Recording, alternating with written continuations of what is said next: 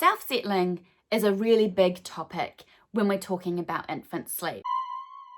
It's really tricky to know if your little one should be self-settling, when do they need to be self-settling by, what are the signs to look out for, or even if your little one can self-settle. In this video, I'm going to be answering your sleep question, how do I know if my little one is ready to learn to self-settle? And I'm going to be talking to you about what self-settling is, how you can tell if your little one is ready to start learning this skill, and then a few easy ways that you can help your little one to the skill of self-settling. So make sure you stay tuned.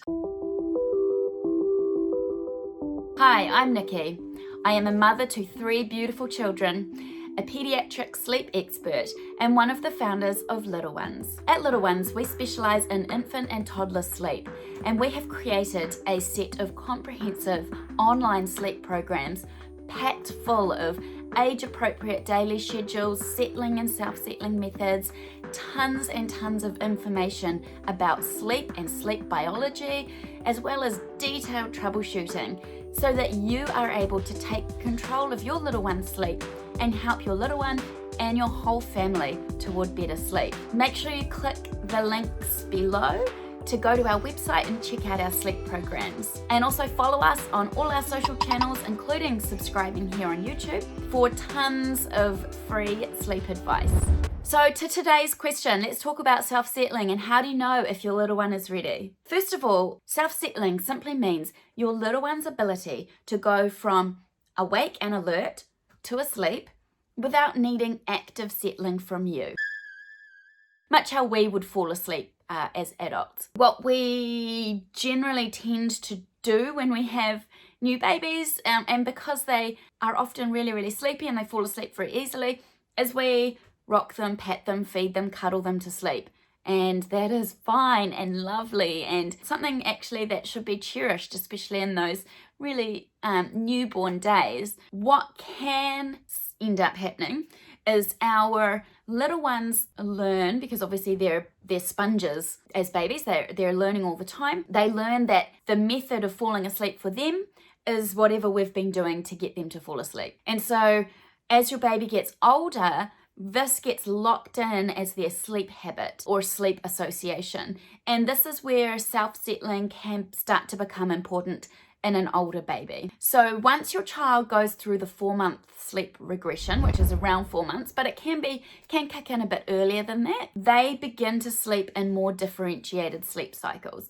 So that's 45-minute chunks during the day, and their sleep cycles are around 2 hours long overnight. These cycles, day and night, become more obvious, and your little one starts to wake fully between every sleep cycle. When they were more newborn, they would have drifted more easily between sleep cycles, and that's possibly why you might have been achieving a longer stretch of overnight sleep with your newborn baby, and also why a lot of newborns can nap for 2-3 hours at a time during the day.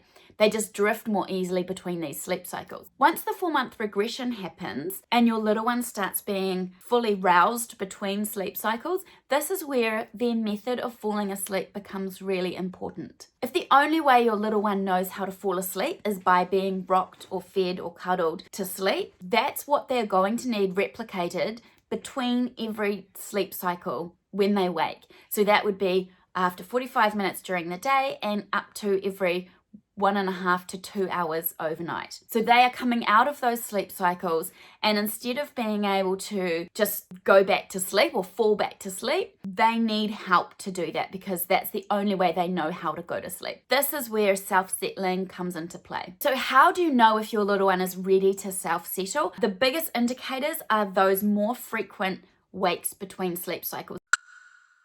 I mean, it's age too. If your little one is 1 month old, they don't need to learn to self-settle. If your little one is over 3 months and has started exhibiting these wakeful signs between their sleep cycles, that is a really good indicator that your little one is now ready to learn to fall asleep independently. So that would be that they're not able to nap for more than 35 to 45 minutes at a time, and they've started waking more in the night, or if they were already waking a lot, they've continued that as they're getting older when their sleep should be becoming more consolidated. Also say here that it's not uncommon for a child to be able to sleep better in the lead up to midnight and then do the 2-hourly wakes after midnight. That would still indicate to me that that little one is in the throes of the 4-month sleep progression and could use a bit of work on self-settling. So those are the main indicators, really, their age and that they've now become more wakeful.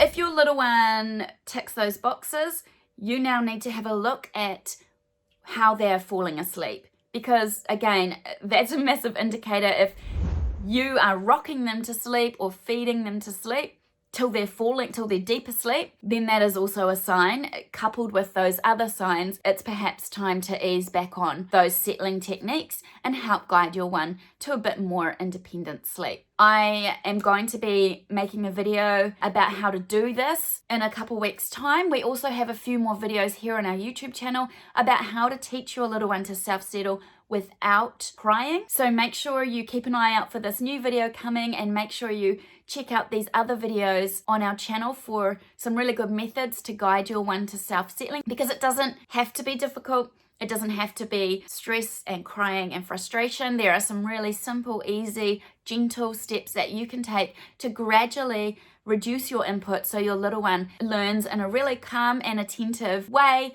how to fall asleep. So you're just supporting them to learn the skill that they're showing you that they're ready to learn. So I hope that's been really helpful in answering your question of how do I know if my little one is ready to learn to self-settle. I'm going to just say though that if you are completely fine with your current sleep situation, even if your little one is waking every hour and a half overnight, but you're okay with that, and you want to continue to rock or feed your little one to sleep, perfect. If it's working for you, that's all that matters. And we're not about to tell you that you need to change your sleep situation if it's something that you're really happy about. For those of you who want a bit more help, I'll put all the links below. Thank you very much for watching. Don't forget to subscribe here to our YouTube channel, and I will talk to you soon.